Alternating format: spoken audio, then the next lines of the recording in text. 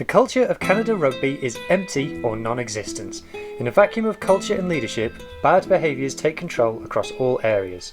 The programme is described as unhealthy or unsafe by many. Current players are not proud to wear the jersey. These are not my words. These are the words of an earth-shaking report into the failings of Canadian rugby that was released in 2022.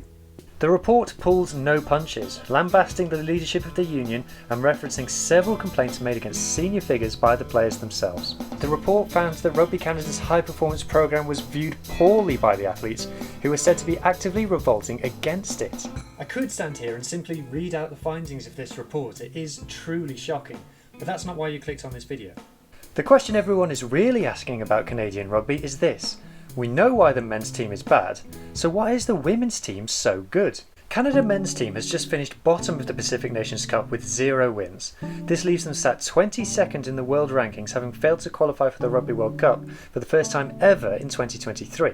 Over the last 20 years they have gone from one of the best Tier 2 nations to taking heavy defeats from development sides sent by nations just a few ranking spots above them. The women's team, however, are ranked 3rd in the world, having lifted the Pacific 4 title this year and beaten the Black Ferns in New Zealand for the first time ever.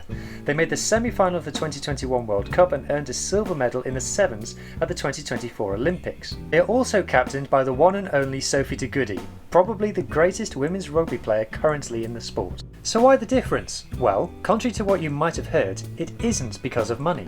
The women's programme is actually listed ahead of the men's programme on the Rugby Canada website, and the women's team has attracted front of shirt sponsors, whereas the men's hasn't.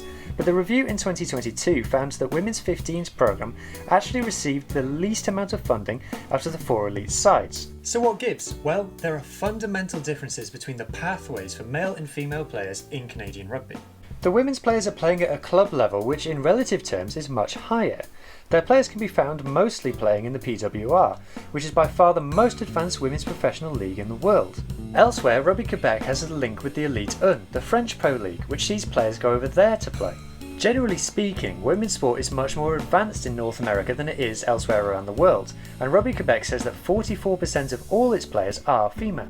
Meanwhile, one of the main criticisms of Canada's pathways, which is too much crossover between 15s and 7s programmes, is less of an issue in women's rugby, where most nations have a high level of crossover between the two codes. I mean, some teams do it better than others. The men's programme, however, has nothing like this level of access to top-level competition. With the demise of the Toronto Arrows, Canada no longer has its own professional men's 15s team.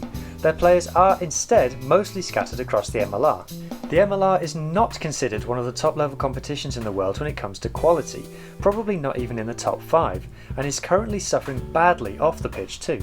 The high-performance men's programme is based around the Pacific Pride project in British Columbia. This is what is located in the infamous Langford base, which was also heavily criticised in the report. The effectiveness of this academy is hard to judge, but all we can say is that Canada's men's under-20 side hasn't been seen at the World Rugby Trophy since 2019. As of this year, however, there has been a new team for male rugby players to play for in Canada, Vancouver Highlanders.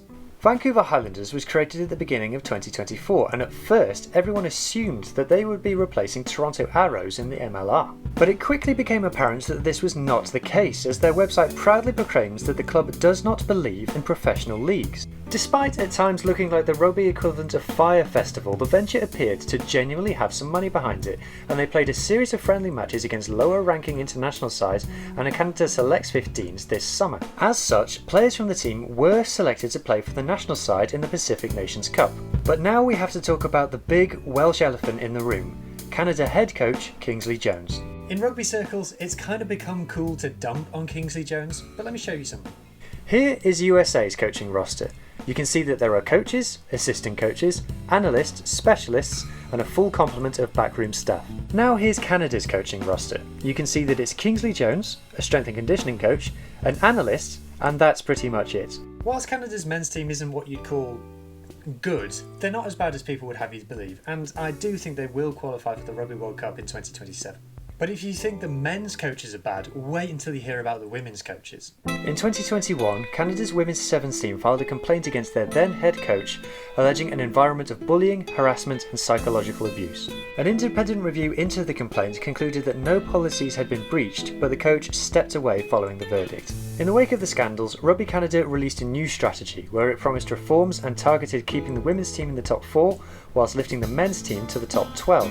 But there is another, quite significant reason why Canada women are still able to compete at the highest level. All those issues that Canada have, many of their rivals have the exact same issues. Rather than trying to overcome entrenched disparities such as the men face, the women have been amongst the top ranked sides ever since the first World Cup in the 1990s. Wales, Scotland and Ireland have all been slow to adopt professionalism in women's rugby, while South Africa have only just announced they intend to create a proper women's rugby programme. You could argue that only England, France and New Zealand have taken women's rugby properly seriously so far.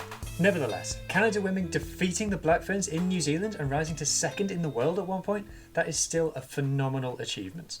Let's hope, for the sake of the sport, that Canada women can keep overcoming the odds and flying the flag for this great rugby nation. If you enjoyed that video, please consider liking and subscribing to the channel, and we'll speak to you next time.